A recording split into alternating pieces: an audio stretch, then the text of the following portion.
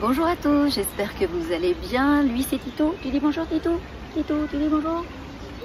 Moi c'est Cassie, on vous fait une vidéo pleine de soleil puisqu'aujourd'hui il fait très beau et heureusement puisque ce mois de juillet il est un peu catastrophique. Donc on est au parc de l'Ermitage à Lormont et on va vous parler d'un sujet très intéressant puisque là c'est l'été et que vous sortez vos chiens. Donc je vais vous parler des 4 phases pour éviter les bagarres des chiens. Générique.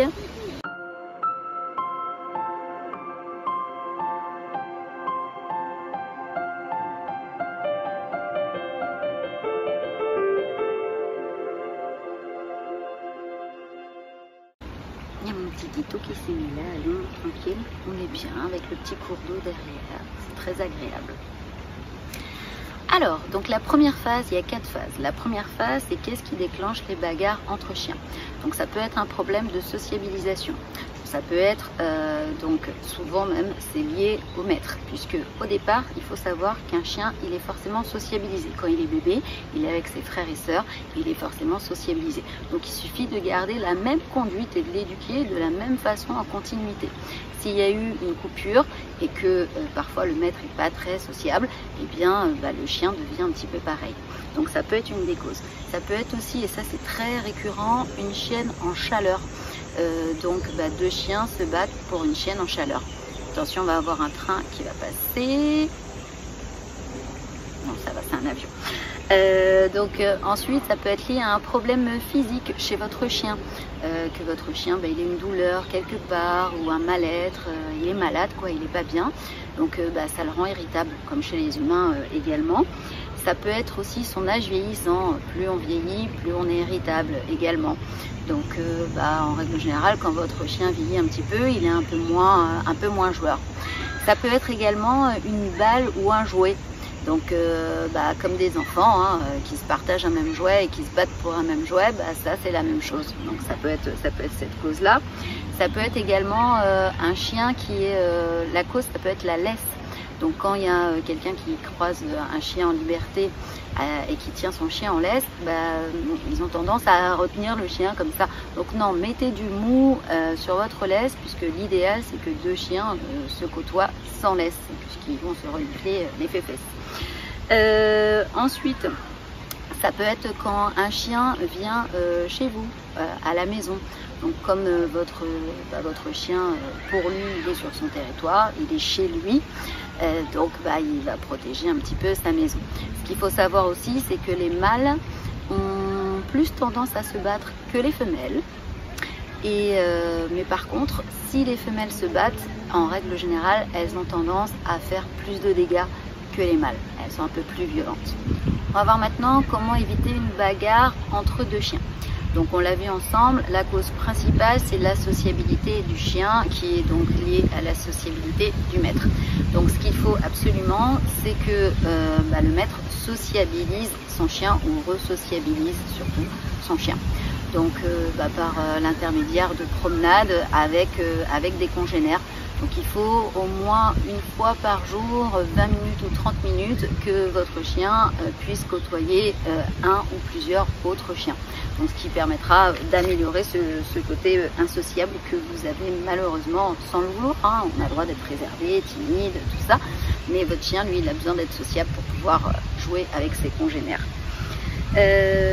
Donc on parlait de la laisse également. Donc si votre chien n'écoute pas, ne peut pas se balader sans laisse et que vous êtes obligé de lui mettre une laisse, eh bien il faut absolument que vous mettiez du mou sur votre laisse pour que votre chien, quand il croise un autre chien, qu'il puisse être libre de ses mouvements et pas se sentir attaché, puisqu'ils ne seront pas d'égal à égal au niveau de la relation et au niveau de la communication.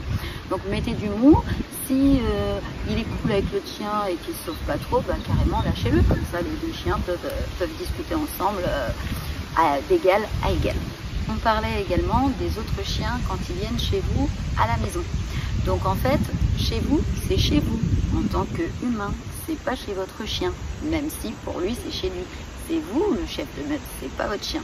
Donc c'est vous qui dictez, qui faites la loi chez vous. Donc si vous avez décidé d'inviter un autre animal à venir chez vous, c'est vous qui devez en décider et vous devez dire à votre chien de l'accepter. Normalement, s'il est bien dressé, ça devrait se faire sans aucun souci. Moi, Titou, on peut recevoir des gens à la maison avec d'autres congénères. On va même chez mon petit frère qui a 4 chats. Il y a même mon beau-frère qui a un chat aussi. Et bien, même si Titou ne le connaissait pas, ils se sont disputés ensemble et ils ont fait connaissance sans aucun problème parce que les deux étaient bien éduqués. Alors maintenant, comment interrompre une bagarre entre deux chiens? Donc la première chose à faire, c'est d'essayer de garder votre calme. Donc je sais que c'est plus facile à dire qu'à faire, surtout quand c'est la prunelle de vos yeux qui se fait attaquer. On va observer donc chez les chiens qui vont s'attaquer, 3 petites phases. Donc la première, ça va être la phase d'intimidation. Ils vont se jauger l'un l'autre. S'il y en a un des deux qui cède, à ce moment-là, il n'y aura pas la bagarre. Ensuite, on a la deuxième phase qui est la phase d'agression. Donc là, eh bien, le chien va il va y avoir une agression physique, surtout pour intimider son rival. Ils ne vont pas forcément se faire des gros crocs ou des grosses blessures. Et enfin, il y a la phase d'apaisement. Donc, il n'est pas rare de voir un chien qui s'est battu avec un autre chien aller lui faire une petite léchouille sur le museau. Si vous sentez la tension monter, séparez les deux chiens en amont. Si vous maîtrisez le rappel, rappelez votre chien pour qu'il vous rejoigne. Si le conflit c'est un jouet ou un gâteau, vous l'enlevez, vous enlevez l'objet du conflit en question. Surtout, restez calme, ne cédez pas à la panique. Ça c'est vraiment super important. Et vraiment la chose à surtout pas faire, c'est de vous mettre entre les deux chiens. Puisque un bras, une jambe, un coup de croc, ils sont dans leur action, ils ne vous calculent pas et vous allez vous faire blesser. Donc surtout, ne faites pas ça. Il suffit tout simplement d'adresser de façon audible, donc vous criez bien fort et de façon ferme un stop, arrête, ou stop, ou arrête, ou au pied, ou voilà, en fonction de l'éducation que vous allez donner à votre chien. Eh bien, stop, arrête, c'est vraiment les mots les plus forts que vous puissiez prononcer pour éviter tout ça. Si vous criez sur votre chien stop, arrête au pied et que ça donne rien, eh bien, vous pouvez donc vous et le maître de l'autre chien, chacun de votre côté, essayer d'attraper les pattes arrière de son chien de façon circulaire pour pouvoir le retirer. Si ça donne rien, eh bien, ce que vous pouvez faire également, c'est jeter une couverture sur les deux chiens en même temps, ça marche. Et il y a une troisième solution également, c'est de jeter de l'eau sur les chiens. Et ça marche aussi. Donc ça évitera que vous mettiez entre les deux comme ça, main nue, et que vous vous fassiez morte, quoi. Une fois que vous avez séparé les deux chiens, prenez un temps de réflexion et analysez rétrospectivement ce qui s'est passé. Et voyez les points qui ont péché. Donc si c'est le rappel, eh bien, travaillez le rappel à votre chien pour que quand vous lui dites stop au pied, eh bien, il le fasse, ou qu'au moins stop, il s'arrête, même s'il ne revient pas dans vos pieds. Et à mon sens, le point le plus important, c'est qu'il faut absolument que votre chien soit sociabilisé et qu'il fréquente d'autres congénères au moins une fois par jour, 20 à 30 minutes par jour. Comme ça, ce genre d'accident, ça n'arrivera plus. On va voir le dernier point, comment réconcilier vos chiens après une bagarre. Donc si l'objet de la bagarre c'était un jouet ou un objet, vous l'enlevez tout simplement et définitivement, comme ça on n'en parle plus.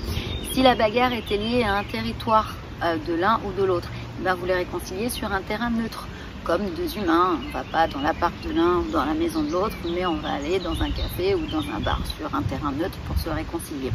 Ensuite, si c'est un problème de hiérarchie, un problème sexuel, de dominance, quelque chose de cet ordre-là, eh bien, donc il va falloir régler le problème et savoir qui est le dominant entre les deux. Donc vous allez pouvoir les immobiliser un temps, mais quand vous ne serez pas là, ils vont se rechicogner, quoi. Donc le mieux, c'est de les laisser faire, de faire leur petite bagarre. Donc je vous rassure, c'est une bagarre de dominance, donc voilà, c'est des petites morsures, il n'y a rien de bien méchant, et au moins ça leur permettra de déterminer qui est le chef de qui, quoi. Vous êtes maintenant équipé pour passer un super été. Votre chien, il pourrait faire ses petites affaires et se promener avec ses congénères sans aucun souci. J'espère que cette vidéo vous a plu. Si elle vous a plu, je vous invite à mettre un like, mais surtout faites-le. Il y a beaucoup de gens qui regardent mes vidéos et qui ne mettent pas de like. Et abonnez-vous à ma chaîne. Donc ça me permet au niveau de YouTube, ça booste mes vidéos, ça permet au niveau donc de l'algorithme de mieux me positionner et c'est super important et ça récompense mon travail. Voilà, donc abonnez-vous, activez les notifications. Moi je vous fais des gros bisous quoi. On vous fait des gros bisous puisque Tito il est là en mode relax. On vous fait des gros bisous et puis on vous dit à très vite quoi. Allez, gros bisous, bye bye.